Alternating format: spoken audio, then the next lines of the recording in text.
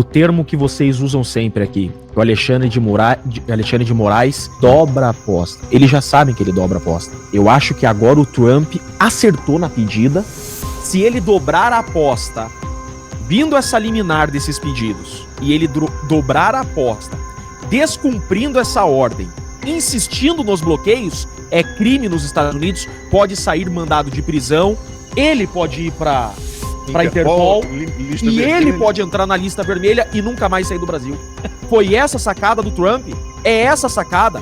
Vem essa decisão liminar, se ele insistir em peitar a lei americana, sai mandado de prisão para ele por descumprimento de ordem judicial e ele vai para Interpol na lista vermelha.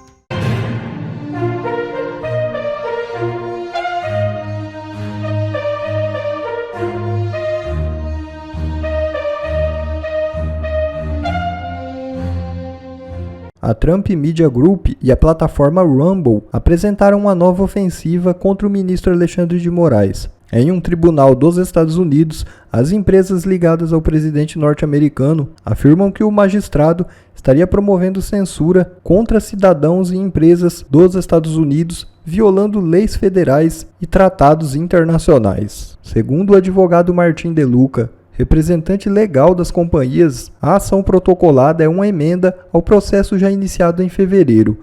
A nova petição reúne casos de residentes nos Estados Unidos, incluindo dissidentes políticos, que estariam sendo alvos de ordens sigilosas e de bloqueios emitidos por Moraes sem o devido trâmite internacional. De acordo com De Luca, o ministro do STF teria extrapolado sua autoridade legal ao enviar diretamente para as plataformas americanas, por e-mail e sem notificar o governo dos Estados Unidos, mandados de remoção de conteúdos e bloqueio de perfis. Para ele, essa conduta configura uma violação da Constituição americana. O principal argumento jurídico da ação se baseia na primeira emenda da Constituição dos Estados Unidos, que protege a liberdade de expressão. De Luca criticou duramente as medidas judiciais brasileiras, comparando a atuação de Moraes às ações autoritárias em regimes ditatoriais. Para o jurista e advogado Jeffrey Schickini, Donald Trump preparou uma armadilha perfeita para pegar Moraes e explicou como o ministro pode acabar tendo um mandado de prisão expedido contra ele e seu nome acabar parando na lista vermelha da Interpol. O termo que vocês usam sempre aqui, o Alexandre de Moraes, ele truca cada vez mais, né? Qual que é o termo que vocês dizem aqui? Vocês usam muito? Ele sempre... Dobra a aposta. Dobra a aposta. Eles já sabem que ele dobra a aposta. Nos Estados... Veja, eles colocam exatamente assim, ó. E ele... Isso é muito sério. Eu acho que agora o Trump acertou na pedida e olha o que o Trump quer. Ficou bem claro pra mim isso. Que o Alexandre de Moraes não possa se utilizar da imunidade dele por ser uma autoridade brasileira, imunidade diplomática. Por quê? Porque nos Estados Unidos, descumprir ordem judicial é crime. Ou seja, se ele dobrar a aposta, vindo essa liminar desses pedidos, e ele dobrar a aposta, descumprindo essa ordem, insistindo nos bloqueios, é crime nos Estados Unidos, pode sair mandado de prisão, ele pode ir para Interpol, e ele pode entrar na lista vermelha e nunca mais sair do Brasil. Foi essa sacada do Trump? É essa sacada? Vem essa decisão liminar, se ele insistir em peitar a lei americana, sai mandado de prisão para ele por descumprimento de ordem judicial e ele vai para Interpol na lista vermelha. O advogado do Donald Trump está armando uma verdadeira cama de gato para o ministro Alexandre de Moraes. E o que ele fez até agora, com certeza, é muito mais do que qualquer parlamentar brasileiro já fez. Alexandre de Moraes faz lawfare contra a direita, diz advogado da Trump Media. O defensor das empresas, do presidente e da rede social Rumble alega que inquérito contra Eduardo Bolsonaro reflete repressão política no Brasil. Vejam só que leitura que a defesa do Trump, que está lá na América do Norte, tem do Brasil. E a imprensa tradicional brasileira não tem? As autoridades brasileiras não têm? Ministério Público, AGU. Tá nítido, tá escancarado. E ele segue. Advogado das empresas do presidente dos Estados Unidos, que processa o ministro do Supremo Tribunal Federal, Alexandre de Moraes, por censura, afirmou em entrevista à Veja que o juiz da Suprema Corte Brasileira, apontado como algoz do bolsonarismo, olha isso aqui, gente, o mundo enxerga dessa forma. Cadê a imparcialidade desse magistrado para julgar Jair Bolsonaro? Cadê a imparcialidade? Eu sempre digo, a imparcialidade é diferente da neutralidade. A imparcialidade, ela só existe quando o juiz consegue parecer imparcial.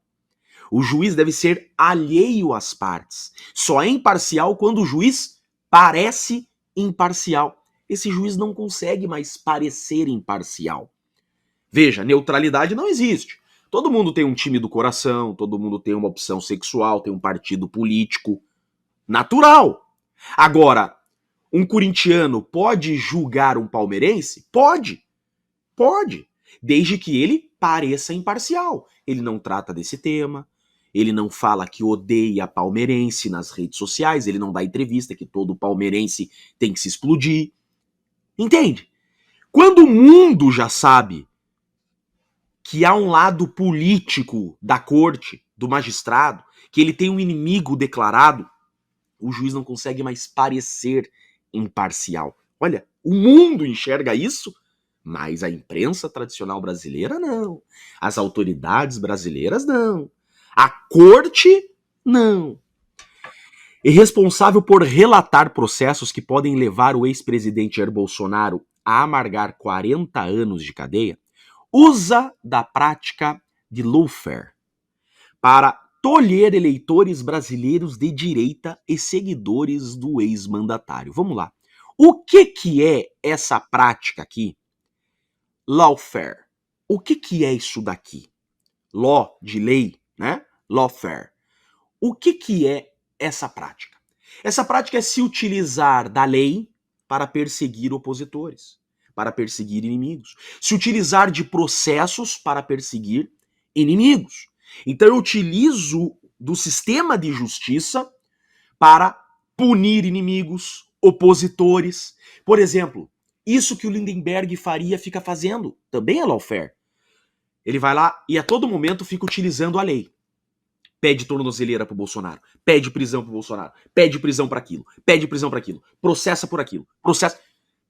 Essa prática nos Estados Unidos é proibida há muito tempo. Aqui no Brasil nós estamos engatinhando ainda a entender que é possível eu ameaçar uma pessoa apontando um revólver, é possível constranger uma pessoa com uma faca, mas também pela via processual. É possível constranger uma pessoa com processo, eu ameaçar uma pessoa com processo. Essa prática lawfare é exatamente isso. Eu utilizo não de uma arma de fogo, eu utilizo do meu conhecimento processual, eu utilizo da estrutura processual, do sistema de justiça só para me vingar. Eu processo para me vingar. Eu puno com uma pena exagerada para me vingar. O mundo está enxergando isso. E é nítido que isso está acontecendo contra os bolsonaristas.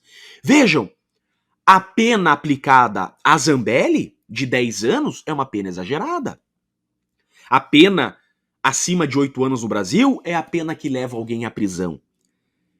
Então veja, estão aplicando penas exageradas aos patriotas, 17 anos. Para Débora que passou, que riscou a estátua com batom. O que é isso? Isso é lawfare. Eu utilizo do processo, utilizo do direito para punir, para me vingar. Tá entendendo? No Brasil você só vai preso se você for condenado a uma pena superior a 8 anos, se você for primário. Por isso que os patriotas condenados a 8 de janeiro estão tomando 17, estão tomando 20, por fatos que eram para ser punidos com medidas alternativas. Era para ser punido com penas restritivas de direito. Era para ser cesta básica. Serviço à comunidade. Estão tomando 17 anos. Os fatos mais graves, no máximo, seria um regime semiaberto. Estão tomando 20. Estão se utilizando do poder da toga, do sistema de justiça que está em suas mãos para perseguir opositores políticos. É isso que está acontecendo no Brasil. Ele faz lawfare. Alguém acha que não é? Lawfare é o uso da lei e do sistema judicial para neutralizar seus adversários políticos ou críticos, para não ter que debater com eles e concorrer com eles nas eleições. É exatamente isso. Agora querem processar o Eduardo Bolsonaro.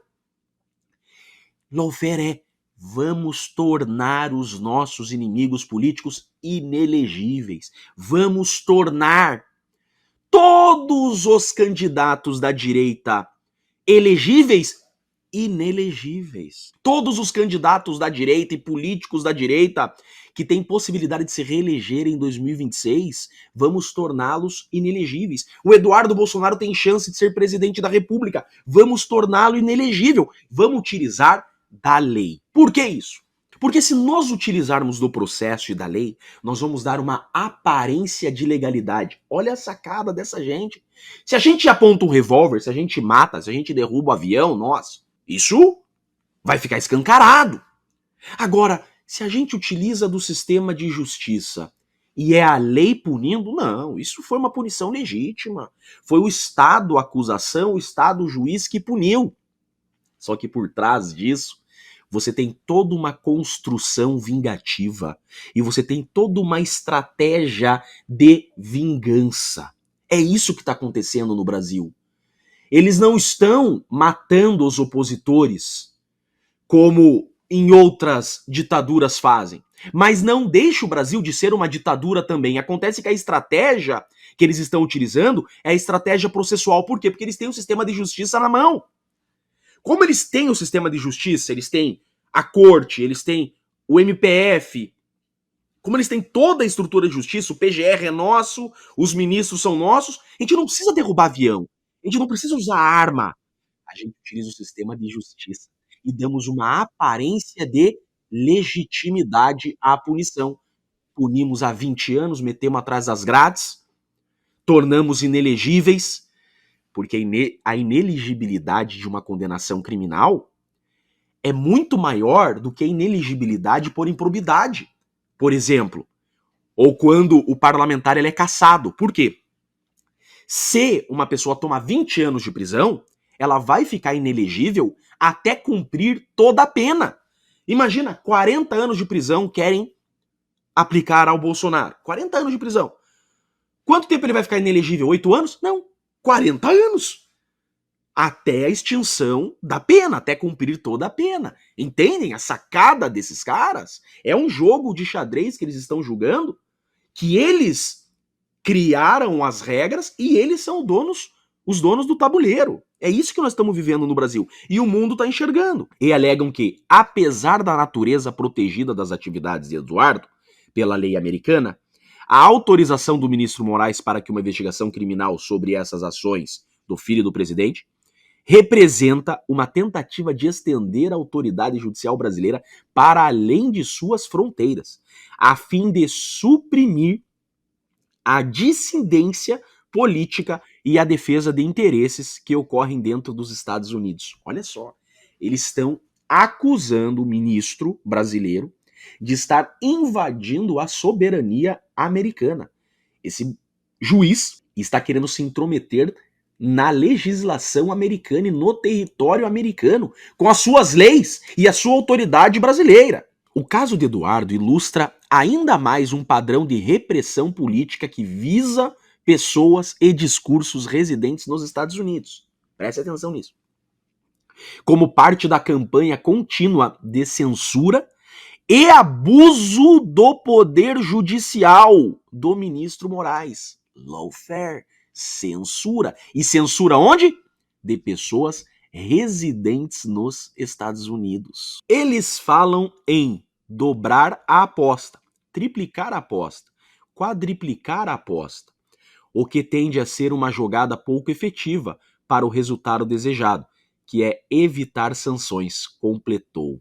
Aqui está preparada a caminha de gato. O que a defesa do Trump está querendo? A defesa do Trump ingressou com nova ação judicial pedindo liminar para que as decisões do juiz brasileiro não valham nos Estados Unidos e para que as empresas americanas não precisam cumprir essas decisões. Pede ainda para que o juiz não seja tratado como uma autoridade diplomática, mas como um cidadão comum. Onde está a sacada aqui?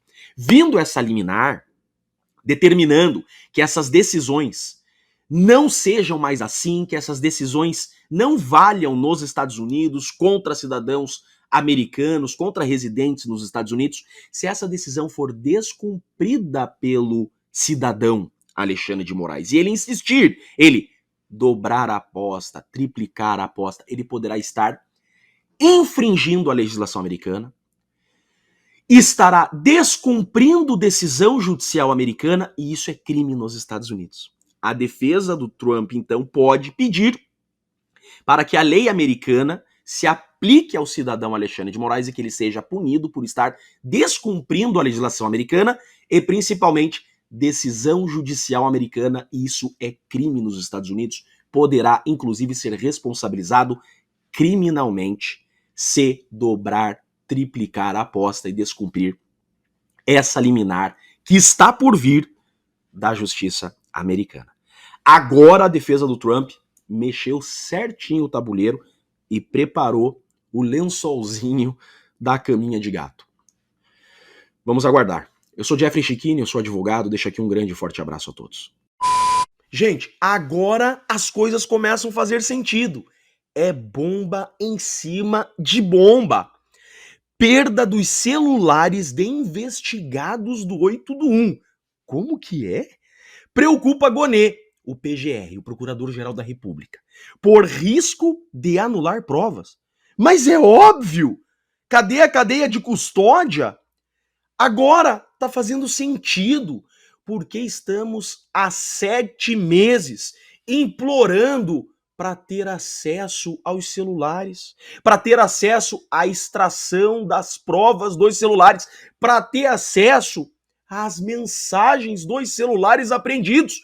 Quer dizer, então, que perderam os celulares? De quem que é a culpa, Gonê? Porque a Polícia Federal tá jogando a culpa para cima do Ministério Público. Fontes ouvidas pela reportagem afirmam que a Polícia Federal tem adotado postura de tranquilidade nos bastidores, sob o argumento de que os bens não estavam mais sob sua guarda no momento do extravio. Olha, a Polícia Federal já confirmando que os bens foram extraviados. Agora, quantos bens de fato foram extraviados? Eu, por exemplo, estou há 7 meses implorando para ter acesso às provas extraídas desses celulares. Será que esses celulares foram de fato periciados? Porque num processo comum, um pedido desse, 10 dias me dão.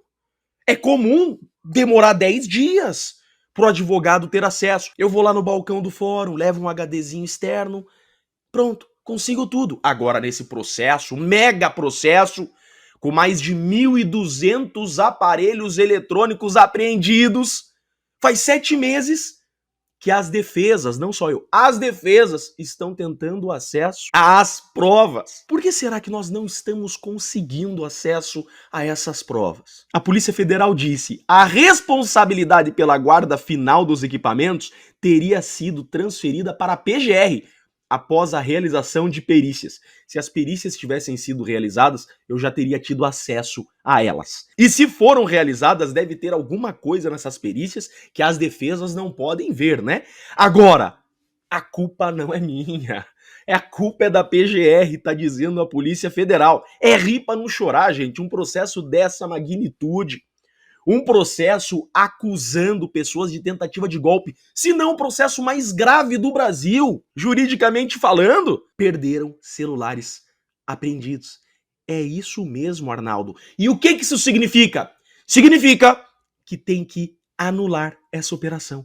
Quem diz isso? O Código de Processo Penal. Isso é quebra da cadeia de custódia. Artigo 158-A do Código de Processo Penal.